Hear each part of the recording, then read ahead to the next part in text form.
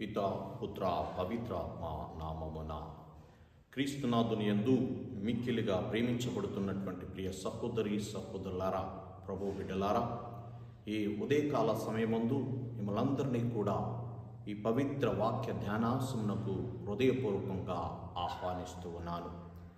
నేటి సువిశేష పట్టణాన్ని మనం ధ్యానించినట్లయితే క్రీస్తు ప్రభు 12 శిష్యులను ఎన్నుకొని వారికి పవిత్రాత్మ అధికారాన్ని దయచేస్తూ ఉన్నాడు. ప్రియ సహోదరులారా, ఇక్కడ క్రీస్తు ప్రభు యొక్క ఉద్దేశం ఏమిటయా అంటే, ఎన్నుకొనడం అంటే, అధికారం ఇవ్వటం అంటే ఏదో హోదా ఇవ్వటము కాదు, జనులలో ఒక గొప్పతనాన్ని పొందటము కాదు. ప్రియ సహోదరులారా, అధికారము అంటే దేవుని యందు విశ్వాసము కలిగి వినయముతోనూ వినమ్రతతోనూ దేవుని యందు భయభక్తులు కలిగి ప్రభు యొక్క మార్గములో పయనించటానికి క్రీస్తు భగవానుడు వారికి అధికారాన్ని దయచేసి ఉన్నాడు. ఈ అధికారం దేనికయ్యా అంటే, చెల్లా చెదరైనటువంటి ఇజ్రాయేలు ప్రజలను వారందరినీ కూడా ఒక కుటుంబంలాగా తయారు చేసి, ఇదిగో నేనే మార్గము సత్యము జీవం అనేటువంటి ఆ పవిత్రాత్మ యొక్క శక్తిని పొందేటువంటి అవగాహనను శిష్యులు ఆ ఇజ్రాయేల్ ప్రజలకు దయచేయాలన్నటువంటి ఉద్దేశముతో క్రీస్తు ప్రభు ఈ 12 శిష్యులను ఎన్నుకొని వారికి అధికారాన్ని, పవిత్రాత్మ శక్తి కలిగినటువంటి అధికారాన్ని ఇచ్చి ఉన్నాడు. ప్రియ సహోదరులారా, ఎందుకు అంటే ఈ ఇజ్రాయేల్ ప్రజలను మాత్రమే ఆయన ఎన్నుకొని వారి మధ్యకు శిష్యులను పంపి ఉన్నాడు అంటే, వారి జీవితంలో అగాధము చోటు చేసుకొని ఉన్నది. వారి జీవితంలో అనేకమైనటువంటి సైతానుకు సంబంధించినటువంటి శక్తులు విలయతాండమాడుతూ ఉన్నవి. వారి జీవితంలో శాంతిని కోల్పోయారు, సమాధానాన్ని కోల్పోయారు, విశ్వాసాన్ని కోల్పోయారు. దేవుడంటే భక్తి భయము లేకుండా వారికి ఇష్టానుసారంగా జీవిస్తున్నారు.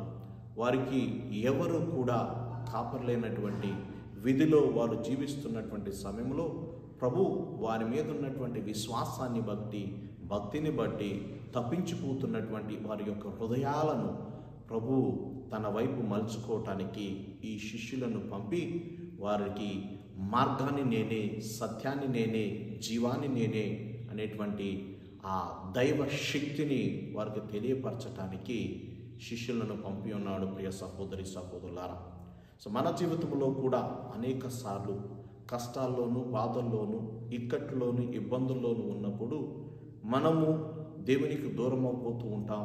దేవుని యొక్క శక్తిని మనం పొందలేకపోతూ ఉంటాం.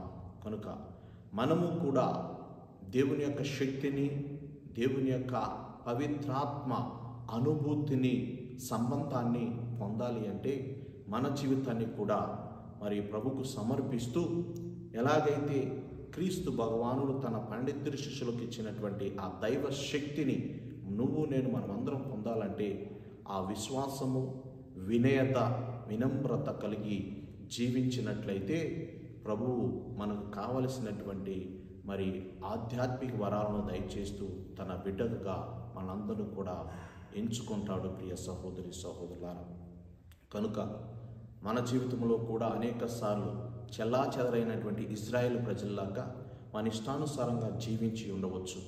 మాట వలన, ఆలోచన వలన, తలంపుల వలన, క్రియల వలన, మనలో ఉన్నటువంటి అహము వలన వాటన్నిటిని కూడా తీసివేసి పవిత్రాత్మ దేవుడు మనందరూ కూడా పవిత్రపరిచేటువంటి దేవుడు, మనందరూ కూడా తన అక్కరకు చేర్చుకునేటువంటి దేవుడు, మనందరూ కూడా ఎన్నడూ కూడా విడువక వెడబాయక మన పేరును తన అరచేతిలో చెక్కుకున్నటువంటి దేవుడు మన ప్రభు.